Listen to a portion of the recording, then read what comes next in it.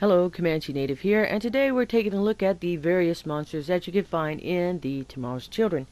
Now, I looked up the pronunciation. I'm getting manita. These are death rays, but for me, I always called these things a turn because they acted like it. As you can see, it has sensory eyes all around it, and in the middle, it pushes out red sparks or maybe hot fire. Now, the best bet is to go behind it or stay out of its line of sight. Killing these things, you can use any type of weapons that you can find from the military shop. You can even use your tools. As to how many hits depends on the grade of the tools as well as the weapons. Now, the way I would usually dig this turret once it turns into crystals is I would get on top and then use a chainsaw to cut down, and then use the pickaxes and then the shovels at the very end. By doing that, I was able to get a lot of crystals, and when I tried to change up my digging style, I didn't get as much crystals as I did before. So that might be a digging technique to try to get more crystals from this turret. Now this beautiful monster is called Moss. It is a Ritashin spawner. Now, for me, I always called it a heart, because that's what it looks like. I like how this is done. It has vibrant colors. I like the sound. I like the effects. Whoever designed this, they did a really good job. It's very appealing to me, you know. When I first came across this in the dark, it was so beautiful, and I was like, wow, what is that? And then when they started spawning the monsters, I was like, oh man, it's such a pain. But if you take a look at the details here, you know, the stems of the legs, they could be veins, maybe arteries, you know. You have the pumping noise that it makes, and look at the nice sheen effect on the middle, where it kind of makes it look like a glass. Now, in the middle is actually a teleportation device or a spawner device, and I will show you that here later on, but I just want you to take a look at some of the details that this thing has. Now, usually there's sparks flying from the top here, but since it's in the day, this one doesn't have that, which I thought was kind of odd. But usually you can find these in the void, especially if the island had void quakes. They'll be left there, but it's just so beautiful. I just love the colors. Now, what I'm going to do is I'm going to aggravate it. Try to make it spawn a monster. Hang on. One more hit, maybe. One more? Okay, there we go. Yay! Happy birthday, it's born. Now, theoretically, you could farm crystals by doing this over and over again and making it produce another monster. I slowed it down so you could see it. Now, for me, I always thought the middle was a teleportation device. I didn't really see it as a spawner, but, you know, it is a spawner. Again, you could farm a lot of crystals, but this heart can only take so much before itself becomes a crystal. You hear that noise it makes? It makes this noise to try to call them back. Especially when it feels like it's in danger, which I thought was really, really cool. Let's see, I'm going to try to kill this monster. Okay, there we go. Now, I'm going to go ahead and destroy this heart, probably maybe one more hit, and then it will turn to a crystal. Okay, there we go. The digging techniques vary for this monster. Now this is Ritashin. Now for a moment, I didn't think that that's how you would say it. I thought it was Netashi, which means it has been to thee in Japanese, but it's not. This is a bloated mosquito. Let's take a look at it in infrared. There you can see the spikes a little bit better on its back. Now these monsters have two attacks. One is a straightforward stabbing motion, and then the other one is the spin around. I'm going to slow it down. Now, when it spins, it will push its arms out to maybe give it a better radius attack, and plus its little bat wings. Now, I noticed that it doesn't have any feet and it doesn't have any hands. Instead, it just has a claw. Now, the claws and the spikes are a dark reddish color. The creature is all black, and its eyesight, it can vary from being very good to not even being there at all, not being able to see in front of itself. Now what they do is the hearts are producing them on the islands, and they start to come into town. Maybe it's because of the virtual blood that we have running through our avatars. I don't know. I have no idea. But in theory, you could go to an island, destroy all the hearts, and reduce the monster rate if you're quick enough. I don't know exactly how many hearts are on an island, but if you do run across a heart, you have to destroy it because they will produce these over and over again. Oh, someone put an apple down for me. Oh, just kind of put my hand over there. Oh, apple of life. Oh, hey, alright. Someone healed me. Good job. High five. Now these monsters, only you can see. So let's say you are in town and you're seeing comrades die over and over again and you don't know why. That's because they have their own monsters to deal with. So it's best to have a shotgun, make sure you have power so the Teslers can kill them, because we all get our own monsters, and these are the only monsters that do that for us. Shotgun for close encounters. And this is Zapta. Now these are spiders. Now this is a little tiny one. They're on the island. They will pop up anywhere on the island, and what they'll do is they'll scare you and take some of your health away. Versus the big ones. Now, the big spiders, they come in yellow, green, and red. Green being easier to kill, red being a little bit tougher. Now, you have to be skilled when killing these big spiders, because these big spiders will come in and they will just destroy any facility that they jump on. Now, if you accidentally hit a facility, you will turn blue. That's why you have to be skilled. And I also have to say, here's a little tip, if you do have a house in a town and it is damaged, it will be destroyed. Well, that's the last time I was told. So, if you see a house, repair it. Always be on the lookout for spider raids, because they are a pain to deal with. Now this is Bonzi. Now, they are calling them flying mantas. When I first saw this, I thought they were stingrays because of the tail and how the wings were. But if you take a look underneath, those are bird legs. So, I'm starting to see a bird now. So I'm going to go ahead and call it a bird. Now, its chest area is open, kind of like a hatch, maybe.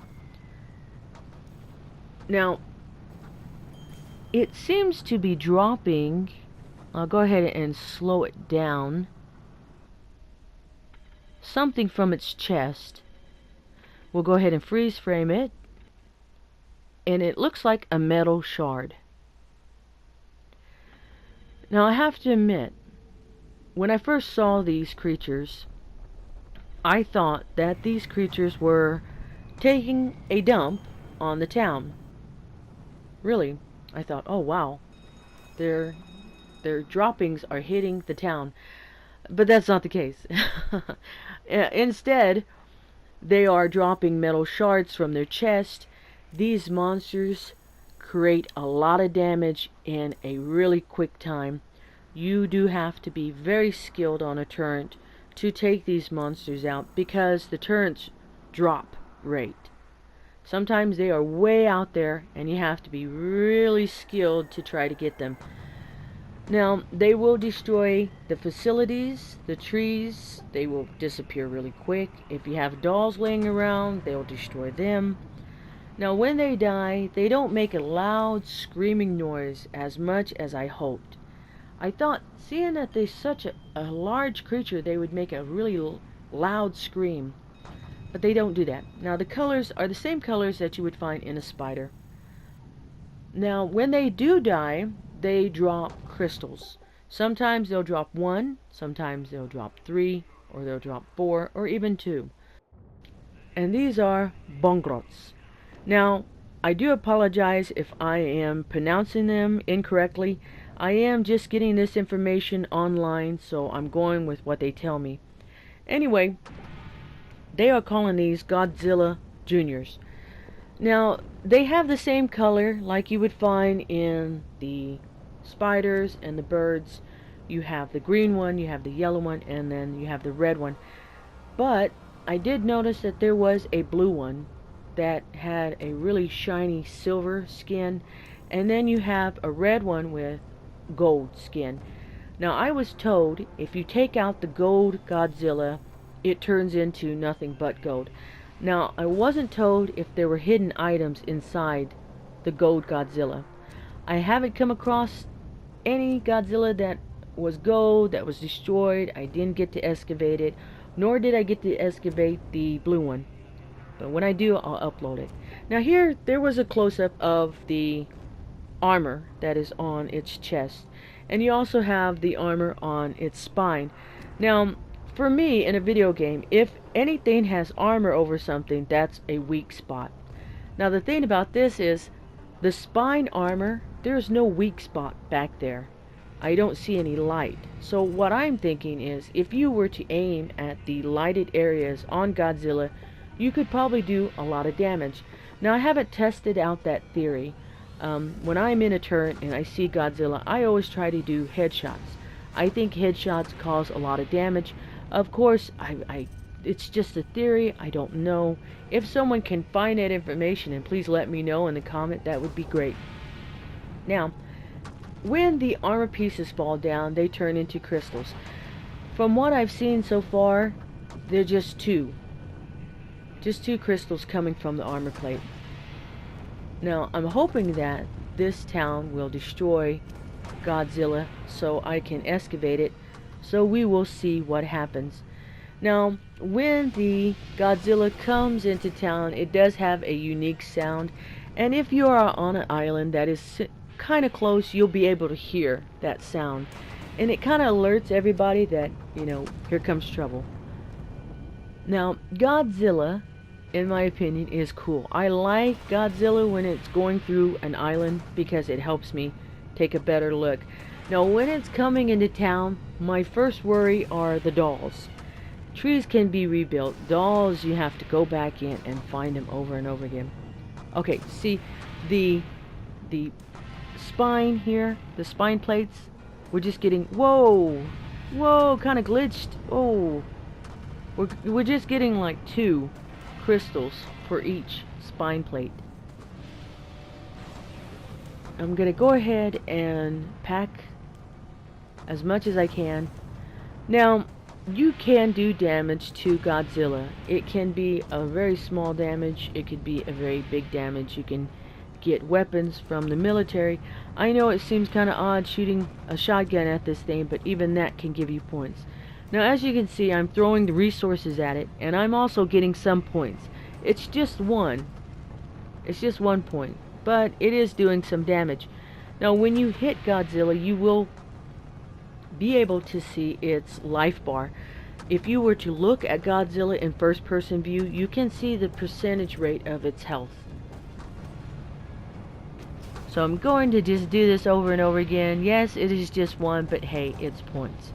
Now, I don't know if you have to make the killing shot to get a lot of points. I don't know. There were a couple of times I thought I made a killing shot, but again, you have a lot of gamers who are attacking the same object you are looking at. So, I don't understand if, yes, okay, I got the killing shot, here's my points for it. I never got that on record. Again, if anyone has any more information about the point rate on Godzilla, please let me know in the comment. I would appreciate that, because knowledge is power. Oh, they got him! Oh, and there he goes. Good night. And now we have Isaac defeated, or monster defeated. Now, when Godzilla dies, it will turn into a material that we can dig into. So we wait, and there we go. Now we can dig in. Now, it's always best to check all the body parts in Godzilla. Most of the time you'll find a lot of items inside its wrist. Now, sometimes it will be empty. So let's see what we have. And okay, we have shotguns. Go tell Grandma and Grandpa we have their shotguns. No, I'm just joking. For me, I would like to find jetpacks because I use them a lot. Now, of course, you have the crystals in its brain. Now, sometimes you'll come across Godzilla who has no brains. That's not a joke, for real. There will not be any crystals in its head. You'll find it in a different body part. When you find these crystals, especially if you are digging Godzilla and you are far from town, my suggestion for you is to shake those crystals up by using the square button, throw them in the void, turn them solid, so you can at least have a nice pathway back into town. Now, if you are using a vehicle, you can use that vehicle to pack items inside. It is tricky. It can be done. I've done it a couple of times. Driving back is the part where you have to go really slow, especially if you have dolls. Now, if you go too fast, the items will fall out into the void and they will disappear. Unless you already set the crystals down on the void and it's solid, so you don't have to worry about them falling out. The items you will not find in Godzilla are logs. You will not find any logs. You will not find any void powers. Everything else you'll be able to find. Now, I was told the gold Godzilla produces nothing but gold. Now, no one told me that they found certain items inside the gold Godzilla. All I was told was, once that gold Godzilla is down, you have to get out there and excavate as quick as you can because it disappears. When I run across something like that, I'll make sure I'll get it on video and I'll upload it. If anyone has any information about stuff like that, please put it in the comments because knowledge is power and I would appreciate that. Now, sometimes Godzilla, when he dies, he'll glitch.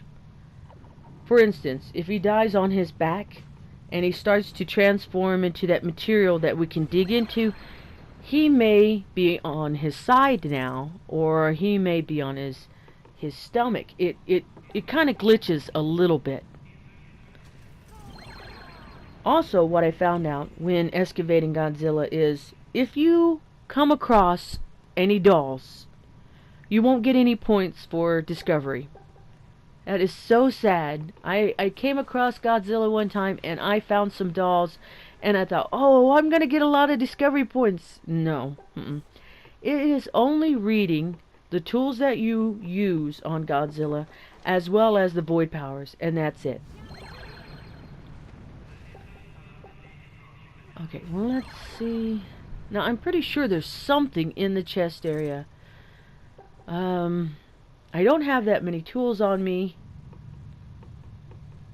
Let me see what I got. Let's see.